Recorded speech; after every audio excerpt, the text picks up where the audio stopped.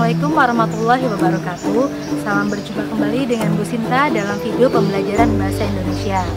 Pada video sebelumnya, kita sudah membahas tentang definisi cerita pendek dan unsur-unsur cerita pendek.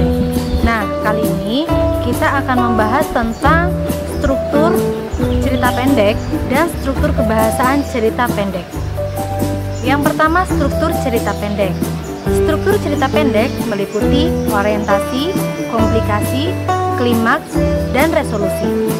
Bu Sinta akan jelaskan lebih lanjut apa itu orientasi, komplikasi, klimaks, dan resolusi. Bu Sinta akan ingatkan kembali tentang apa itu orientasi, komplikasi, klimaks, dan resolusi. Karena bab tersebut sudah pernah kalian dapatkan pada waktu kalian kelas 1 atau kelas 7. Struktur cerita pendek yang pertama yaitu orientasi. Orientasi merupakan bagian pengenalan tokoh dan latar. Pada bagian ini dijelaskan tentang bagaimana munculnya tokoh, latar, dan peristiwa itu akan terjadi. Sebagai contoh bagian orientasi, di sebuah wilayah di pesisir pantai, tinggallah seorang anak bersama ibunya yang hidup dalam kemiskinan.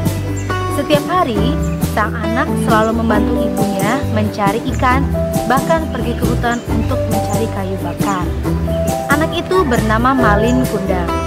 Malin adalah anak yang sangat berbakti kepada ibunya, dan dia mempunyai cita-cita untuk membahagiakan ibunya. Struktur cerita pendek yang kedua yaitu komplikasi.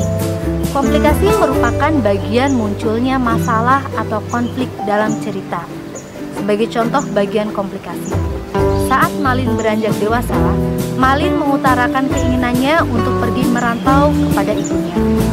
Malin meyakinkan kepada ibunya, kelak ketika ia sukses, ia akan membahagiakan dan membelikan apapun yang ibunya mau.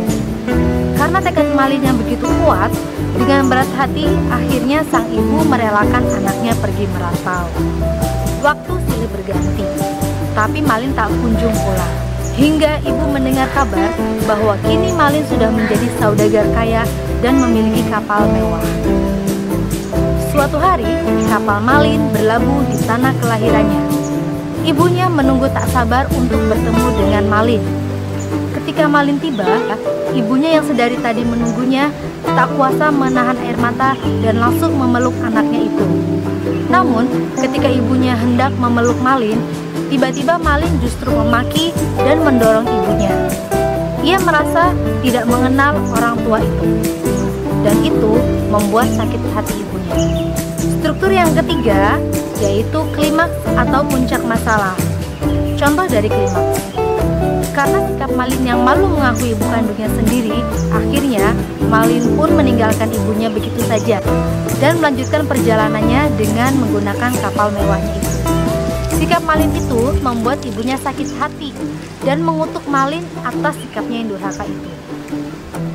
Saat di tengah laut, tiba-tiba terjadi badai yang sangat besar. Semua harta Malin hanyut dihantam badai. Orang-orang yang ada di kapal tersebut terombang-ambing. Bahkan Malin pun terdampar dan berubah menjadi batu. Itu tadi adalah bagian klimaks atau puncak masalah dari cerita Malin Kundang. Berikutnya struktur cerpen yang terakhir adalah resolusi. Resolusi merupakan bagian akhir atau penyelesaian masalah. Contoh dari resolusi, mendengar kabar kalau kapal Malin itu dihantam badai dan Malin berubah menjadi batu, membuat ibunya tidak bisa berbuat apa-apa dan merasa kehilangan. Tapi kini yang tersisa hanyalah penyesalan. Nah, itu tadi adalah bagian resolusi atau akhir dari cerita Malin Kundang. Nah, kalau tadi kita sudah membahas tentang struktur cerita pendek, berikutnya struktur kebahasaan cerita pendek. Yang pertama, menggunakan kata sifat yang mendeskripsikan tokoh. Maksudnya, contoh kata sifat yang menggambarkan tokoh. Lisannya yang lembut menunjukkan betapa ibu tak pernah menunjukkan kemarahannya kepadaku. Atau, hari ini aku bertemu dan berkenalan dengan seorang pria yang tampan, menggunakan baju biru, celana coklat yang mendarat dengan mobil mewahnya. Struktur kebahasaan yang kedua yaitu menggunakan keterangan untuk mendeskripsikan latar waktu, tempat, dan suasana. Contoh yang mendeskripsikan latar waktu. Sejak saat itu, saat matahari terbenam, ketika bulan menyapa, matahari sudah menunjukkan sinarnya. Itu tadi adalah contoh deskripsi yang menunjukkan waktu. Lalu deskripsi yang menggambarkan suasana, contohnya gelap gulita, mencengkram, haru biru, dan lain sebagainya.